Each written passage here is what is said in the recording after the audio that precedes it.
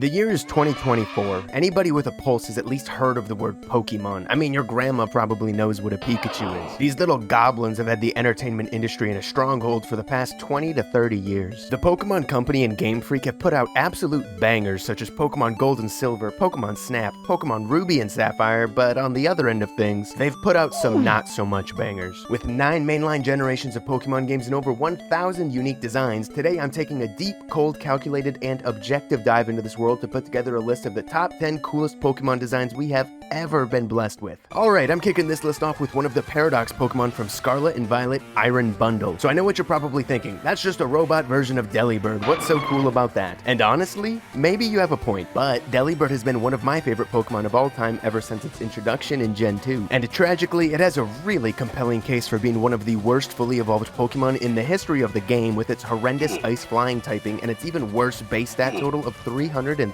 Its best stat is a 75 in speed. This thing is really bad, so imagine my excitement when I saw that Delibird is finally getting a new form through a Paradox Pokemon. Not only is it getting a new form, no, it's also really good. They almost doubled his base stat total, now up to a 570. His best stat is still speed, but now it's a very respectable 136, with an about as equally respectable special attack stat of 124. With its Quark Drive ability boosting its highest stat even higher, and a simply immaculate choice of water and ice type moves to choose from, including Freeze Dry to hit even water type Pokemon super effectively, my Delibird dreams of long ago were finally coming true. That is, until he was way too broken for OU and got banned to Ubers, which I don't play. So I still don't get to use any form of good old Delibird, but I am glad that he's got some love in Gen 9 with a much needed update to his usability. Next, we're looking at another instance from Scarlet and Violet where they went back and gave an older Pokemon that wasn't all that good a new form, and it became a problem really quickly. Annihilape is number 9 on my list. And yeah, this one is definitely one of my favorite new forms on an old guy. This is probably pretty well known at this point, but Annihilape's Pokédex entry kind of plays off of the new and kind of morbid Pokédex entry that was given to Primeape in Sun and Moon that reads, "It has been known to become so angry that it dies as a result. Its face looks peaceful in death, however." This would be the reason that Annihilape is a ghost fighting type as opposed to Primeape's mono fighting type.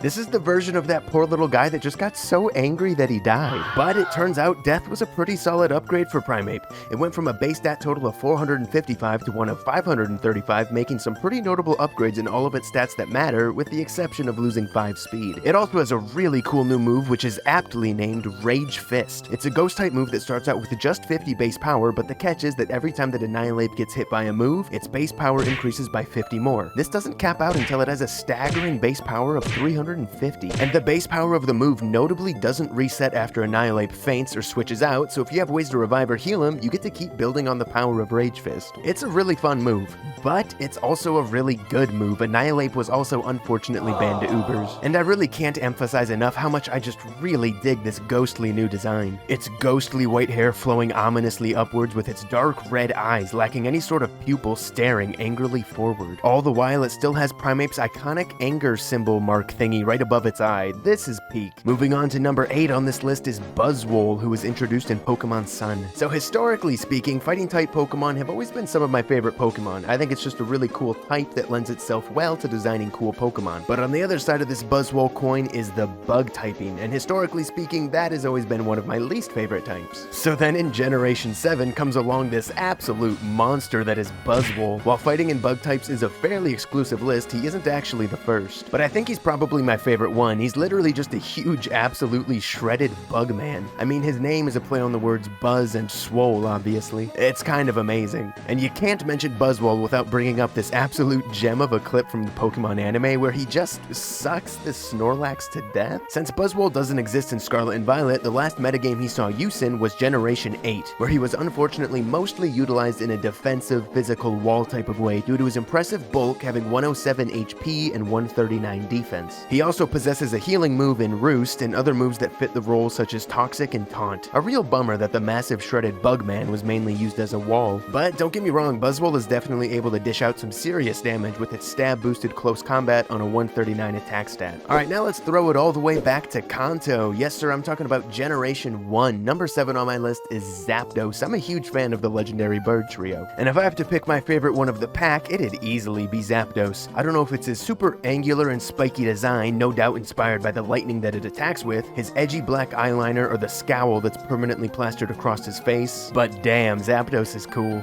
Zapdos is one of the original 151 Pokemon that were first introduced in Generation 1, and he's such a solid Pokemon that he's been in OU in every generation with the exceptions of Gen 5 and the current Gen 9, where he still maintains a very respectable UU placement and is still a consistent threat when you run up on a team that has one. Earlier I mentioned that historically speaking, I really like fighting types. Well, the other type that I always seem to be drawn towards is flying types. I don't know, they just make a lot of really cool bird guys. So spoiler alert, Zapdos surely won't be the last flying type Pokemon on this list. And speaking of flying types, number 6 on this list is Roaring Moon. Well, technically it's not actually a flying type, but the Pokemon that this form is based on, Salamence, sure was. This thing is so cool, dude. I love its bright popping colors with all of the blue, red, and yellow. It really sticks out, and I love its huge wingspan in the shape of a crescent moon. He almost reminds me of a peacock. You know, if peacocks looked a little bit more threatening. I know I've already gone over a couple of Pokemon that are updated forms of previous Pokemon, but what can I say? I feel like they did such a good job with the designs of a lot of them, and Roaring Moon is kind of the apex of that. It's so good. Not to mention, with some pretty bananas offensive stats, rocking 139 attack and 119 speed, my man can do some serious damage. Giving him a booster drive to activate his photosynthesis ability will boost his attack whenever you switch into him. Then if you Terra into flying type, he gets just an absurdly powerful acrobatics, which can get even more out of control after a dragon dance or two. This guy's just a menace for sure. And this actually isn't even the first new form that Salamence has gotten, as it was one of the lucky few to be blessed with the coolest mechanic that Pokemon games have probably ever introduced, a Mega Evolution. Now, Mega Salamence isn't a bad design by any stretch of the imagination, but I think Roaring Moon is all around just a much cooler look. Mega Salamence is still rocking the crescent-shaped moon look with its wings, but one of my main issues with this design are its front legs. Like, why are they so tucked away? At a first glance, you couldn't be blamed for thinking it doesn't even have front legs. It just looks a little bit goofy. Not bad, but goofy. Speaking of Mega Evolutions, number 5 on my list is Mega Beedrill. And I promise that this is the last Pokemon on my list that is just a different form of a previous guy. I loved Mega Evolution so much that I decided I just had to have at least one of them on this list, and honestly, I had a really hard time picking just one. Some of my other favorites are Venusaur, Charizard X, Swampert, and Houndoom, but I'm getting away from the point. I settled on Mega Beedrill in the end. Now, earlier I did mention that I don't typically like bug Pokemon all that much. However, as with any rule, there are exceptions, and Beedrill is one of those exceptions for me. But Beedrill is similar to Buzzwole in some ways, most notably to me that they're both kind of humanoid-like. Beedrill is like this human bee crossbreed that stands on 2 legs and has 2 stinger kind of arms. I don't know, it works for me. But then we get to Mega Beedrill and it loses a lot of those human attributes. It loses its 2 legs that it stood on previously and exchanges them for 2 more of the stinger kind of arms. So instead of standing on the ground, it's constantly flying. The bottom portion of its body that contains the stinger becomes somewhat more prominent, kind of elongated like. Instead of having very big and circular eyes, it now has more narrow and stretched back eyes that make it look more menacing, like it's kind of glaring at you or something. All in all, its Mega Evolution really seemed to try to get rid of the more human elements of Beedrill and incorporate more of its bee or insect side, which I think worked really well and turned out to be a cool design. In game, Mega Beedrill was a monster as well. While he was definitely one of the weaker Mega Evolutions relatively, he was still very, very strong. With a speed stat of 145 and an attack stat of 150 with the ability Adaptability, which makes his same type attack bonus or stab bonus 2 times instead of 1.5 times, he hit like a truck. He definitely had one of the scariest, if not the scariest, U-turns in the game since it was so fast and boosted so much by adaptability and stab. Okay, cruising on over to Gen 7 for the 4th spot on this list, which is Decidueye. Now, to be honest, I probably could have made at least half of this list starter Pokemon, but that didn't seem as much fun. And I ended up settling on Decidueye, the first part Ghost-type starter Pokemon we actually have ever seen. And man, this dude really has a lot going on. While not actually being a flying type like the predecessors in its evolution line, Decidueye is pretty clearly based on an owl that's also sort of like a sniper/archer, as its Pokedex entry talks about shooting arrow quills with precision. There seems to be quite a bit of contention as to why Decidueye is actually a ghost type, as a large majority of ghost types are usually like actual spirits or ghastly in appearance, while Decidueye really just appears to be a pretty normal owl. I went through a Reddit thread of people talking about why this may be. Some people think it's because Decidueye is based on a certain type of owl that is now extinct, the Gralistrex? And I think that this theory actually holds some fair water, as Decidueye's former evolution is named Dartrix, which keeps the same Trix suffix as the Gralistrex owl. These owls are also notable for being indigenous to Hawaii, which is the location that the Alola region is based on and also the region that Decidueye is from. And look at these owls, one of their most notable features is their long legs, which Decidueye also has. Other people talk about how Decidueye is an archer, or more specifically a sniper, and that's in important because archers and snipers have throughout history and are still sometimes referred to as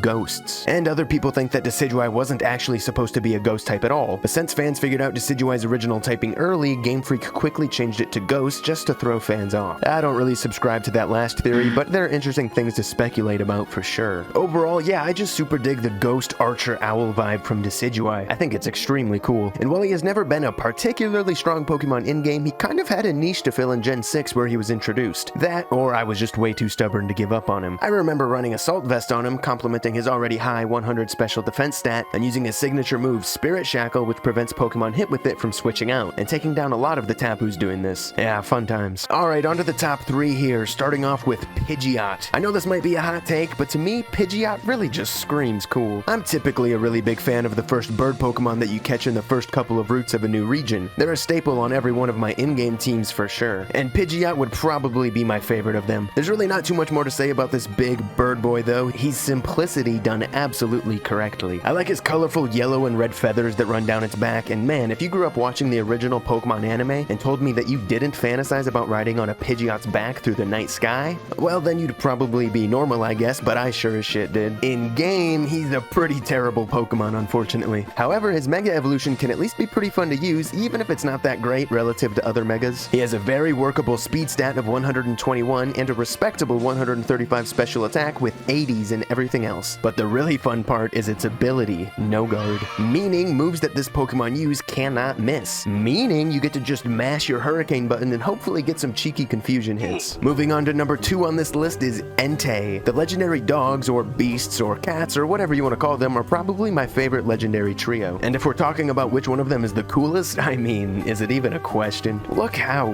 regal he looks. It almost looks like he's even wearing a crown with that bit of yellow fur fashioned right above his eyes on his forehead. He's got this super cool gray and wispy hair that runs all the way down his back. It looks like the smoke that would come from an intense fire. I'm not exactly sure what's up with the shackles he's got around his legs, but they do add a nice accent to his design, I think. Entei gets access to a few of my favorite moves, namely Sacred Fire, which is a 100 base power, 95% accuracy move that has a 50-50 chance to burn, so that's always a really fun one to click. He also gets Extreme Speed, which is just an 80 base power priority over priority move. We love to see it, though apparently Entei just isn't quite cutting it in the current gen as he's sitting right around RU right now. Oof. Alright, finally, the coolest Pokemon out of all the Pokemon ever is Rayquaza. I mean, can you really look at this beast and think anything other than, damn, that's cool? Because I sure don't. I always thought Rayquaza looked super intimidating. I think part of it is this thing that a few other Pokemon on this list also do, where there's just a ton of black around their eyes. I'm not sure why, but this really seems to up the cool factor of a Pokemon by at least like 3. Especially in Rayquaza's case, its entire eyeball is just all black except for one small yellow circle in each eye. Much like the yellow circles all over his long body, it looks very cool. It also doesn't really seem to have any teeth. Its mouth is always wide open, but there's no white inside. It does kind of have teeth of some sort, they're just red and kind of blend in with his lips. I'm not sure what it would look like with normal teeth, but I think this is part of why its face looks so intimidating. It's just off-putting. Alright, and that's my top 10 list of the coolest Pokemon designs ever created. Let me know which Pokemon I forgot about in the comments down below, and have a great day.